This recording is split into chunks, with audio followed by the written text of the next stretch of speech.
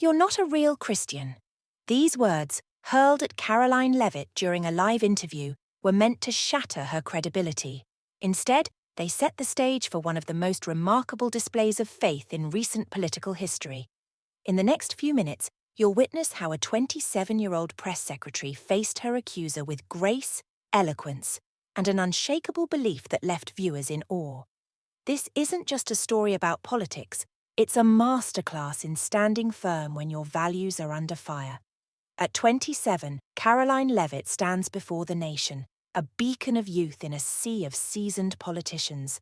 The weight of her unprecedented role as the youngest White House press secretary in history presses down on her shoulders, a constant reminder of the expectations she carries.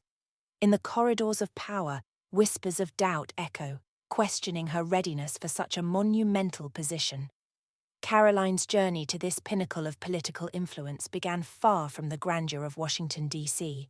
Her first job, scooping ice cream in a small-town shop, seems a world away from the high-stakes arena she now inhabits.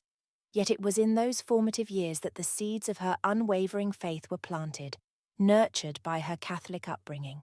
As she navigates the turbulent waters of national politics, Karoline's faith becomes her anchor. The lessons learned in childhood, the quiet moments of prayer, and the steadfast beliefs instilled by her family now serve as her compass. In a world of shifting alliances and fleeting loyalties, her conviction stands firm, a testament to the power of deeply rooted faith. But the challenges Karoline faces extend beyond the political realm. As a new mother, she grapples with the delicate balance of a high-profile career and the profound responsibilities of parenthood. The late-night strategy sessions and early morning briefings now compete with the tender moments of motherhood, creating a juggling act that tests her resolve daily. Karoline's tenure as press secretary has not been without controversy. Her statements from the podium have ignited firestorms of criticism and scrutiny. Each word she utters is dissected, analysed, and often attacked by those who seek to undermine her authority or question her competence. The pressure to perform flawlessly in the face of relentless media attention is immense, and Karoline feels the weight of every syllable. Yet it is in these moments of intense scrutiny that Karoline's upbringing in a Catholic family proves invaluable. The teachings of forgiveness, perseverance, and unwavering faith in the face of adversity become her shield and sword. She draws strength from the memories of family prayers, the comforting rituals of Mass, and the enduring wisdom passed down through generations. As the criticism mounts and the challenges intensify, Karoline finds herself at a crossroads. The stage is set for a defining moment that will test not only her political acumen, but the very core of her character and convictions. The whispers of doubt have grown to a crescendo, and the eyes of the nation are fixed upon her, waiting to see if this young woman can withstand the pressure or if she will crumble under its weight. The studio lights blazed, a metaphorical inferno ready to test Karoline's resolve. As she sat across from the liberal host, a seasoned provocateur known for his biting remarks, the air crackled with tension. Karoline could sense the impending attack, her heart racing as she braced herself for what was to come. With a smirk that barely concealed his disdain, the host leaned forward. "You're not a real Christian," he declared, his accusation hanging in the air like a thunderclap. The studio audience gasped, their collective intake of breath echoing through the set. Karoline felt as if the ground had shifted beneath her feet, the weight of the moment pressing down on her shoulders. In that instant, memories of her deepest beliefs flashed before her eyes, the quiet moments of prayer with her family, the teachings that had shaped her worldview, the faith that had been her anchor through every storm. All of it seemed to converge in this crucible moment. The host's smug satisfaction was palpable, certain he had cornered the young press secretary with this brazen challenge to her very identity. Across the nation, viewers held their breath. Social media exploded with reactions, some rallying to Karoline's defense, others gleefully anticipating her downfall. The pressure was immense, the scrutiny intense. In this high-stakes arena, where every word could become a headline, Karoline found herself at a crossroads. The accusation, "You're not a real Christian," was not just a personal attack. It was a calculated move to undermine her credibility in the eyes of millions. Experts in public discourse recognized it as a common tactic, particularly potent in politically charged environments. The challenge now was not just to defend her faith, but to do so in a way that would resonate with a divided audience. As Karoline's mind raced, seeking the right words, she felt the full weight of her position bearing down on her.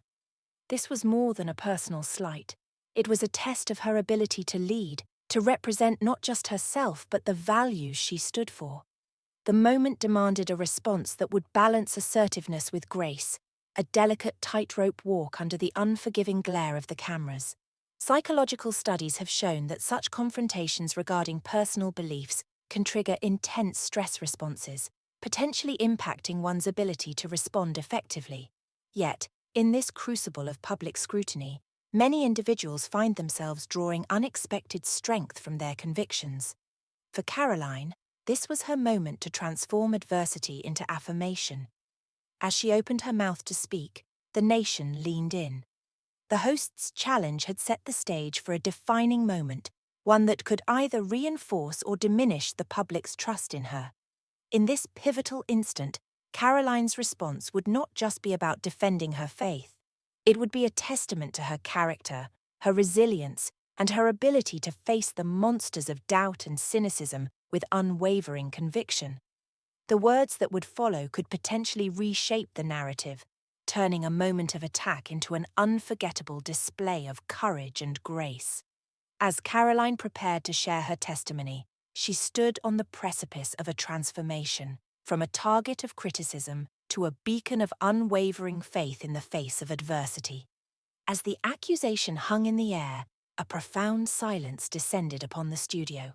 Karoline's eyes, once filled with shock, now gleamed with a quiet determination. She drew a deep breath, steadying herself for what was to come. This was more than a rebuttal. It was an opportunity to share her truth. "You say I'm not a real Christian," Karoline began, her voice soft yet unwavering. "But let me tell you about the faith that has guided me through the darkest valleys and the highest peaks of my life." The host's smug expression faltered as Karoline's words flowed with authenticity. She spoke of moments when her faith was tested, of nights spent in fervent prayer seeking guidance for impossible decisions. Her voice, tinged with emotion, painted a vivid picture of a life dedicated to service and unwavering belief. "There was a time," Karoline continued, "when I stood at a crossroads. My career was taking off, but I felt a calling to something greater. It was my faith that gave me the courage to step into public service, to use my voice for those who felt voiceless." As she recounted her journey, the studio audience leaned in, captivated by her sincerity. Even those who had arrived with skepticism found themselves touched by the universal themes of hope and perseverance woven through her words. Karoline's testimony transcended political divides. She spoke of moments when her faith sustained her through grueling days and sleepless nights, of how it anchored her in the tumultuous sea of public opinion. Her words resonated with anyone who had ever faced doubt or criticism for their beliefs. "My faith isn't just a label or a political stance," Karoline asserted, her voice gaining strength.